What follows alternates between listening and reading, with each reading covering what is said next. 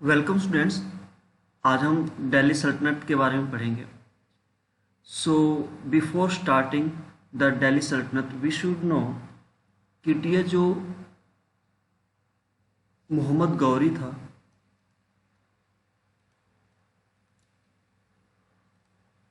मोहम्मद गौरी, तो ये जब तक मोहम्मद गौरी जिंदा था तब तक तो he was ruling very well, but when he died in 1206, लेकिन जब उसकी डेथ 1206 में हो जाती है तो उसके बाद से दिल्ली सल्तनत की स्थापना होती है। दिल्ली सल्तनत। अब दिल्ली सल्तनत की अगर हम बात करें रिया, तो दिल्ली सल्तनत का जो टाइम है, पीरियड है 1206 से लेके 1526 तक है, यानी लगभग 320 ईयर्स, 320 साल का ये रिकॉर्ड है।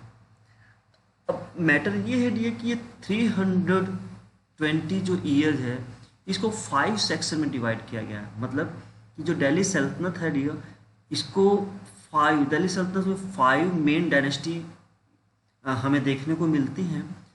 तो अब हम क्या करेंगे, 12 सपोज टू बी, यहाँ पे है 1206 और यहाँ पे हम करते हैं 1526। तो अगर हम क्या करें, इसको एक टाइम पीरियड मान लेते हैं। ओके, तो 1206 से लेके अब इसमें बेटा कई डायनेस्टी का आगमन हुआ। पहली जो डायनेस्टी थी वो स्लेव डायनेस्टी थी। तो 1206 से लेके ये 1209 तक था। 1290 1290 ये कौन सा डायनेस्टी था? ये था स्लेव डायनेस्टी, स्लेव डायनेस्टी। अब 1290 से लेके 1320, यानी ये 1320, यहाँ से लेके यहाँ तक का जो समय था डियर, ये था खिलजी डायनेस्टी। इसको हम कहेंगे, sorry, Khilji dynasty, Khilji dynasty. अब खिलजी डायनेस्टी के बाद नेक्स्ट जो डायनेस्टी आती है वो है डियर 1320 से लेके 1440 तक, 1414 तक। और ये जो डायनेस्टी है ये है बेटा तुगलक, तुगलक, तुगलक डायनेस्टी। और तुगलक डायनेस्टी के बाद आता है सैयद डायनेस्टी। और सैयद डायनेस्टी का क्या टाइम पीरियड है? 1440 से लेके और 1451 तक, 1451 तक ये क्या हुआ? ये हुआ सैयद डायनेस्टी, सैयद डायनेस्टी। और सैयद 1451 से लेके 1526 तक जो लास्ट का है ये है dear Lodhi dynasty, Lodhi dynasty. अगर हम देखें डियर, तो जो स्लेव डायनेस्टी था तो इसका जो पीरियड है ये अराउंड 84 ईयर्स का रहा, 84 ईयर्स। और अगर हम खिलजी डायनेस्टी की बात करें तो खिलजी डायनेस्टी रहा बेटा 30 ईयर्स, 30 ईयर्स। और अगर हम तुगलक डायनेस्टी की बात करें, तुगलक डायनेस्टी की बात करें तो तुगलक डायनेस्टी बेटा लॉन्गेस्ट रहा और इसका जो टाइम पीरियड रहा वो 94 मीन्स 80, यस 94, इसका रहा 94 ईयर्स। तुगलक डायनेस्टी 94 ईयर्स रहा। अब तुगलक डायनेस्टी के बाद जो है सैयद डायनेस्टी, तो इसका जो टाइम पीरियड रहा बेटा वो कितना रहा? तो ये हुआ आपका 36 एंड 37 ईयर्स।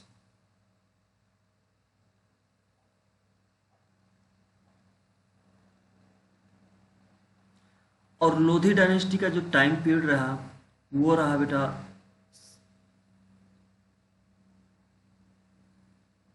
49 एंड 50, ये रहा 75 ईयर्स।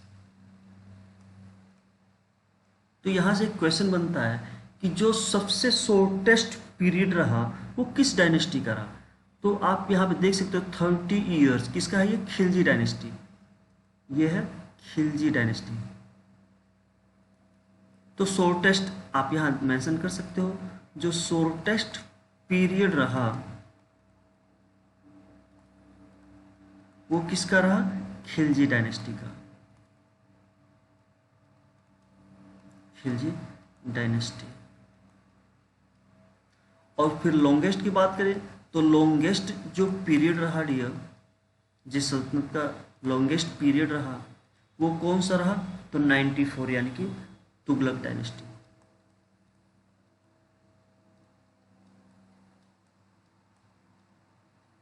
तुगलक डायनेस्टी।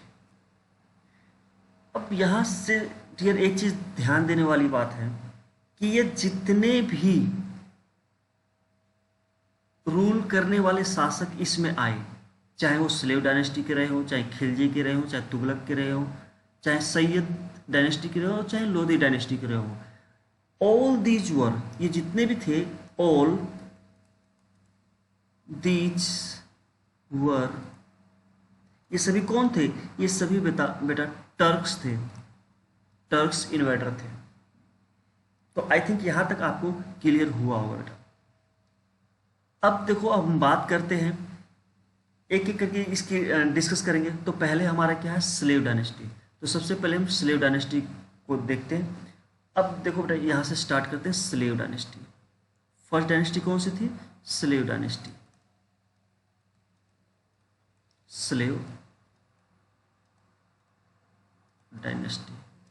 अब देखो बेटा, स्लेव डायनेस्टी, इसका जो ड्यूरेशन था, हमने क्या पढ़ा था कि स्लेव अगर डायनेस्टी की हम बात करें तो इसका जो पीरियड था डियर वो कितना था, 1206, जब मोहम्मद गौरी डेथ कर जाता है तो उसके बाद से लेके 1290 तक, 1290 तक इसका पीरियड रहा, सॉरी पीरियड रहा। तो अब देखो बेटा क्या हुआ कि जब मोहम्मद गौरी जो था ये डेथ कर जाता है, इसकी डेथ हो जाती है, कब, 1206 में। और जब इसकी डेथ होती है तो डियर इसका कोई सन नहीं था, नो सन, इसका कोई सन था ही नहीं, यानी इसका कोई सक्सेसर था ही नहीं जो नेक्स्ट सुल्तान बने या राजा बने। तो हुआ क्या कि मोहम्मद गौरी था, इसका एक स्लेव था। तो इसने इसका स्लेव था, उस स्लेव का नाम क्या था, स्लेव का नाम था कुतुबुद्दीन ऐबक, कुतुबुद्दीन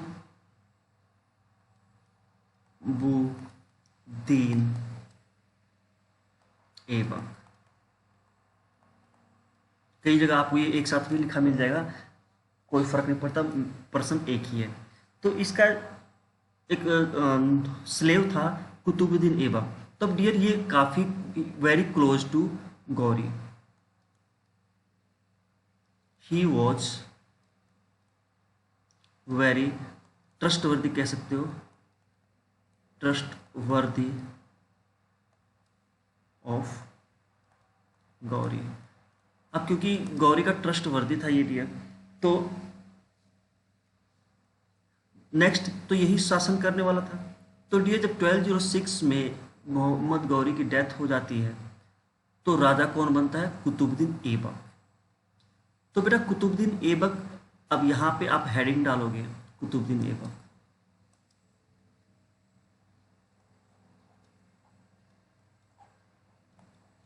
कुतुबुद्दीन ऐबक। बेटा ऊपर मैंने अलग अलग लिखा था, यहाँ एक साथ लिखा, कोई फर्क नहीं पड़ता, एक ही बात है। अब देखो कुतुबुद्दीन ऐबक राजा बना 1206 में, लेकिन ये ज़्यादा समय तक नहीं रहा, ये सिर्फ 4 साल ही रहा, और ये राजा रहा 1210 तक। अब देखो बेटा हुआ क्या कि कुतुबुद्दीन ऐबक ने डियर दिल्ली सल्तनत की स्थापना की थी। सो जब राजा बना था तो आप इसको मेंशन कर सकते हो, Qutubuddin Aibak was the real founder of Delhi sultanate. आप इसको कह सकते हो रियल, सॉरी यहाँ आप कहोगे फाउंडर ऑफ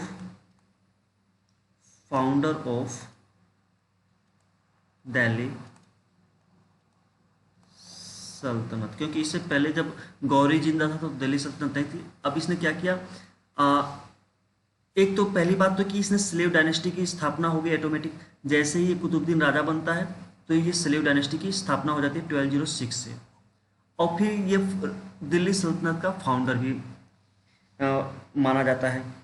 ओके, अब इसने क्या किया बेटा, इसने कंस्ट्रक्शन स्टार्ट किया। जैसे ही राजा बना तो ही स्टार्टेड, अब पॉइंट देख रहे हो,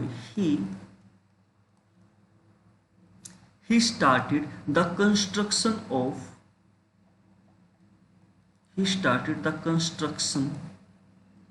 of कुतुब मीनार।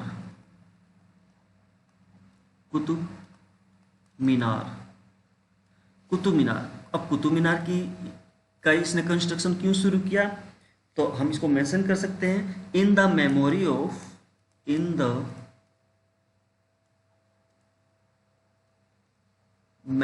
ऑफ, मतलब कि किसकी याद में बनाया, तो इसका डियर एक कुतुबुद्दीन ऐबक का एक आप कह सकते हो मेंटर था, memory of mentor.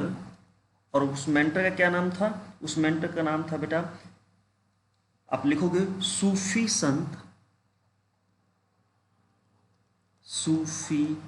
Saint Khwaja Qutubuddin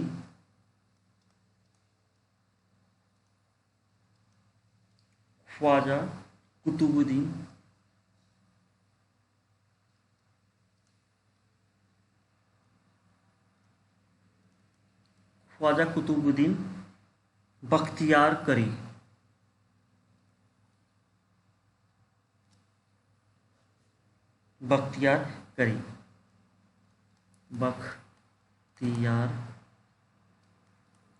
ये उसके मेंटर का नाम था बेटा। अब देखो ये क्या था कि ये जो कुतुब मीनार का कंस्ट्रक्शन था, ये था first monuments of Turks in India. तो आप इसको लिख सकते हो, इट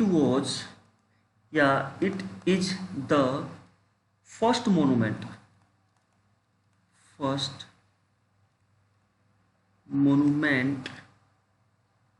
टर्क इन इंडिया, यानी कि टर्क्स द्वारा इन इंडिया, टर्क्स के द्वारा ये पहला मोन्यूमेंट था जो बनवाया गया था, और वो क्या था, कुतुब मीनार। इसकी कंस्ट्रक्शन स्टार्ट हो गया था। अब इसके अलावा बेटा, इसके अलावा और भी कुछ इसने कंस्ट्रक्शन करवाए थे, और वो क्या क्या करवाए थे चलो उसको भी देख लेते हैं। इसके अलावा इसने दिल्ली में एक और था क्वात उल इस्लाम मस्जिद। ये कहाँ है, ये दिल्ली में बेटा, इन दिल्ली। ओके, और लिखो आप 2.5 दिन का झोपड़ा, ऐसे ही लिखना है, 2.5 दिन का झोपड़ा, 2.5 दिन का झोपड़ा ऐसे लिखना है बेटा, जो कि अजमेर में बनवाया था, इन अजमेर कहाँ है, राजस्थान में, इन Ajmer. was built by Aibak,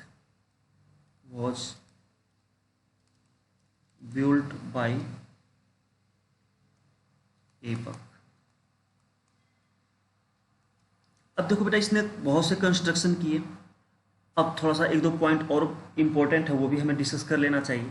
अब देखो आगे इसने और क्या किया, तो इसको एक नाम से और जाना जाता है, ही वॉज ऑल्सो कॉल्ड, यानी कि ये Qutubuddin Aibak, he was also called, किस नाम से जाना जाता है, तो भाई इसको जानते हैं बख्श, लाख बख्श, लाख बख्श, BAKSH, लाख बख्श। अब लाख बख्श का मतलब क्या होता है बेटा? तो इसका सीधा सीधा मतलब होता है लाखों का दान देने वाला, है ना, लाखों का दान देने वाला, मतलब कि ये दानी भी था, इसलिए इसका नाम लाख बख्श भी पड़ा। अब देखो इसकी डेथ कैसे हुई, तो अब डेथ आप इसको लिख लोगे, सो ही डाइड ड्यूरिंग, आप लिखोगे ही वॉज डाइड, इसकी मृत्यु कैसे हुई थी? इन प्लेइंग, ये गेम खेल रहा था, he was playing, in playing, जब ये खेल रहा था क्या? चौगान। चौगान क्या होता है उसको भी देखते हैं। चौगान, चौगान को कहते हैं बेटा हम पोलो। वो घोड़े पे होता है ना, घोड़े पे बैठ के वो हॉकी स्टिक की तरह कुछ होता है, उससे मारना, तो उसको हम चौगान कहते हैं। अब देखो हुआ क्या बेटा कि अब ये कुतुबुद्दीन ऐबक तो एक्सपायर हो गया, डेथ हो गई। अब कुतुबुद्दीन ऐबक के बाद कौन आएगा? कुतुबुद्दीन ऐबक के बाद आएगा इल्तुतमिश। तो आप लिखोगे आफ्टर द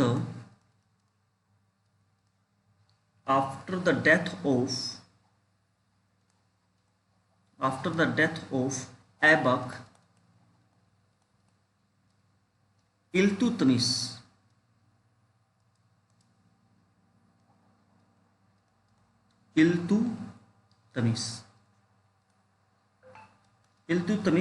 became ruler,